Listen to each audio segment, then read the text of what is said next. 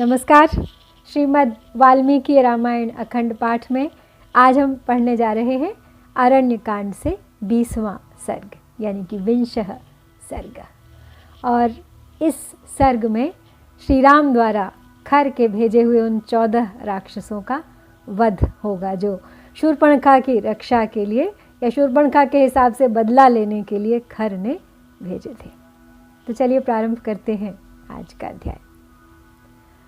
ततः शूर्पणखा घोरा राघवाश्रम आगता राक्षसाना चक्षेतौ भ्रातरौ सह सीतया ते तामम पर्णशालायामुपविष्टं महाबलं ददृशुः सीतया सार्धं लक्ष्मणेनापि सेवितं तां दृष्ट्वा राघवः श्रीमानागतांश्च राक्षसान् अब्रवीत् भ्रातरं रामो लक्ष्मणं दीप्ततेजसं मुहूर्तमभव सौमित्रे सीतायाः प्रत्यनन्तरः इमानस्या वधिष्यामि पदवीमागतानिह वाक्यमेतत्ततः श्रुत्वा रामस्य विदितात्मनः तथेति लक्ष्मणो वाक्यं राघवस्य प्रपूजयन्। तो अब जब खर ने शूर्पणखा के साथ बदला लेने के लिए उन 14 राक्षसों को भेजा तो शूर्पणखा उन्हें अपने साथ लेकर श्री रामचंद्र जी के आश्रम पर आई और उसने सीता सहित उन दोनों भाइयों का उन राक्षसों से परिचय कराया। छल से ही करना होगा जो भी करना होगा उन्हें। तो राक्षसों ने देखा कि महाबली श्री राम सीता के साथ पर्णशाला में बैठे हैं और लक्ष्मण भी उनकी सेवा में उपस्थित हैं। तो इधर श्री रघुनाथ जी ने शूर्पणखा को देखा और उसके साथ आए हुए उन 14 राक्षसों को भी ऊपर से नीचे तक देखा और देखकर फिर वे उद्दीप्त तेज वाले श्री राम अपने भाई लक्ष्मण से इस प्रकार बोले कि हे सुमित्रा कुमार, तुम थोड़ी देर तक सीता के पास खड़े हो जाओ, मैं इस राक्षसी के सहायक बनकर ये पीछे पीछे आए हुए इन निशाचरों का वध करके अभी आता हूँ। तो अपने स्वरूप को समझने वाले श्री रामचंद्र जी की यह बात सुनकर लक्ष्मण ने इसकी भूरी भूरी सराहना करते हुए तथास्तु कहकर उन्हें विदा किया और उनकी आज्ञा को शिरोधार्य किया। राघवो अपि महच्चापम चामीकर विभूषितम चकार सज्जम धर्मात्मा तानि रक्षांसि चाब्रवीत् पुत्रौ दशरथस्यावां भ्रातरौ रामलक्ष्मणौ प्रविष्टौ सीतया सार्धं दुश्चरं दण्डकावनं फलमूलाशनौ दान्तौ तापसौ ब्रह्मचारिणौ वसन्तौ दण्डकारण्ये किमर्थमुपहिंसथ युष्मान् पापात्मकान् हन्तुं विप्रकारान् महाहये ऋषीणां तु नियोगेन सम्प्राप्तः सशरासनः तिष्ठतैवात्र सन्तुष्टा नोपवर्तितुमर्हथ यदि प्राणैरिहार्थो वो निवर्तध्वं निशाचराः। तो जब श्री राम चल दिए उन राक्षसों का वध करने के लिए लक्ष्मण को सीता के पास रहने की आज्ञा देकर, तब धर्मात्मा रघुनाथ जी ने फिर अपने सुवर्ण मंडित विशाल धनुष पर शारंग प्रत्यंचा चढ़ाई और उन राक्षसों से कहा, बोले हम दोनों भाई राजा दशरथ के पुत्र राम और लक्ष्मण हैं तथा सीता के साथ इस दुर्गम दंडकारण्य में आकर फल मूल का आहार करते हुए इंद्रिय संयम पूर्वक तपस्या में संलग्न है। और ब्रह्मचर्य का हम पालन करते हैं। तो इस प्रकार दंडक वन में निवास करने वाले हम दोनों भाइयों की तुम किस लिए हिंसा करना चाहते हो? देखो, तुम सब के सब पापात्मा हो तथा ऋषियों के प्रति अपराध करने वाले हो। उन ऋषि मुनियों की आज्ञा के अनुसार मैं धनुष बाण लेकर महासमर में अब तुम्हारा वध करने के लिए ही यहाँ आया हूँ। तो हे निशाचरों, राक्षसों, यदि तुम्हें युद्ध से संतोष प्राप्त होगा तो यहाँ खड़े रहो, भाग मत जाना, और यदि तुम्हें प्राणों का लोभ हो तो लौट जाओ, एक क्षण के लिए भी यहाँ मत रुकना, अन्यथा तुम्हारी जान की खैर नहीं। इस प्रकार श्री राम ने उन राक्षसों को चेतावनी दे दी।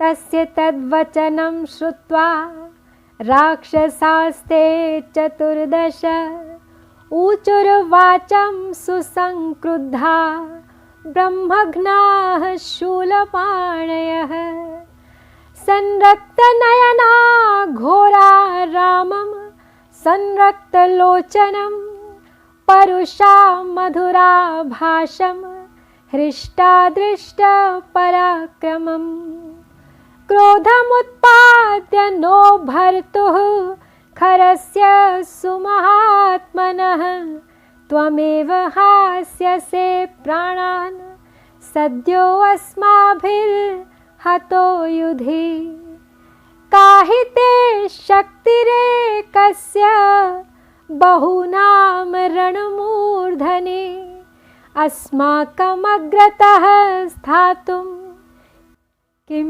पुनर्योद्धुम् आवहे एभिर्बाहु प्रयुक्तैश्च परिघैः शूलपट्टिशैः प्राणांस्त्यक्ष्यसि वीर्य च धनुषश्च करपीडितम्। तो श्री राम की अब ये बात सुनकर, उनकी चेतावनी सुनकर वे 14 राक्षस अत्यंत कुपित हो उठे, गुस्सा आ गया उन्हें, और ब्राह्मणों की हत्या करने वाले वे घोर निशाचर हाथों में शूल लिए, क्रोध से लाल आंखें करके, कठोर वाणी में हर्ष और उत्साह के साथ अपने स्वभावतः लाल नेत्रों वाले मधुर भाषी श्री राम से, जिनका पराक्रम वे देख चुके थे, अब इस प्रकार बोले, अरे तूने हमारे स्वामी महाकाय खर को क्रोध दिलाया है, अतः हम लोगों के हाथ से युद्ध में मारा जाकर तू स्वयं ही तत्काल अपने प्राणों से हाथ धो बैठेगा।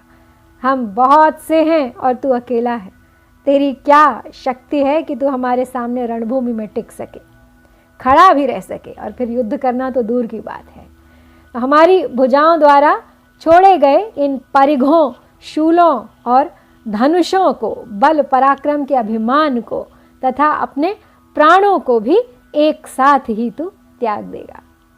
इत्येवम् मुक्त्वा संरब्धा राक्षसास्ते चतुर्दश उद्यतायुध निस्त्रिंशा राममेवाभिदुद्रुवः चिक्षिपुस्तानि शूलानि राघवं प्रति दुर्जयं तानि शूलानि काकुत्स्थः समस्तानि चतुर्दश तावद्भिरेव चिच्छेद शरैः काञ्चन भूषितैः ततः पश्चान्महातेजा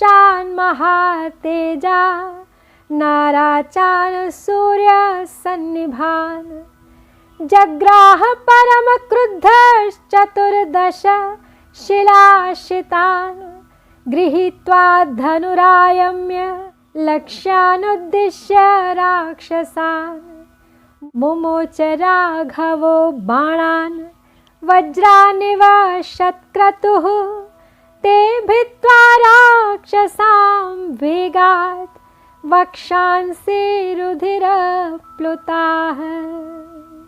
तो अब क्रोध में भरे हुए वो जो 14 राक्षस थे, उन्होंने तरह तरह के आयुध निकाले, अपनी तलवारें निकाली और श्री राम पर टूट पड़े।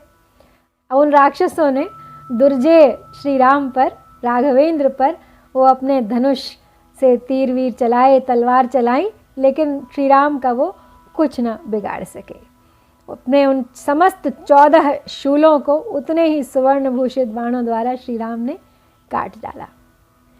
तत्पश्चात महातेजस्वी श्री रघुनाथ जी ने अत्यंत कुपित हो सान पर चढ़ाकर तेज किए गए सूर्य तुल्य तेजस्वी 14 नाराज हाथ में लिए और फिर धनुष लेकर उस पर उन बाणों को रखकर कान तक खींचकर उन्होंने राक्षसों को लक्ष्य करके छोड़ दिया, मानो इंद्र ने वज्रों का प्रहार किया हो।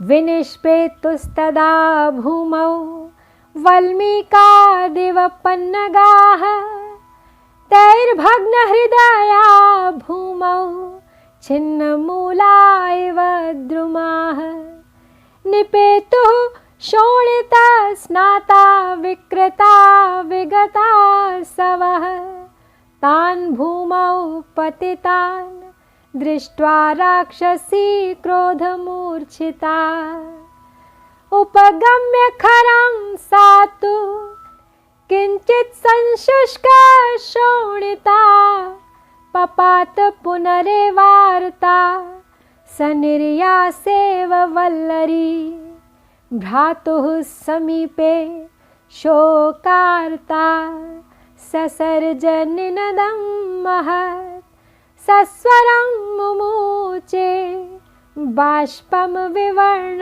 वदना तदा निपातितान् प्रेक्ष्य रणे तु राक्षसान् प्रधाविता शूर्पणखा पुनस्ततः वधं च तेषां निखिलेन रक्षसां शशंस सर्वं भगिनी खरस्य सा। तो अब जब श्री रामचंद्र जी के उन वेग वाले बाणों से वो राक्षस उनकी छाती छलनी हो गई और वो रुधिर में डूबे हुए गिर पड़े और बाम्बी से बाहर आते हुए सर्पों की भांति तत्काल पृथ्वी पर लौटने लगे, कुल बुलाने लगे। अब उन नाराजों से, उन बाणों से हृदय विदीर्ण हो जाने के कारण वे राक्षस जड़ से कटे हुए वृक्षों की भांति धराशायी हो गए। वे सब के सब खून से नहा गए थे।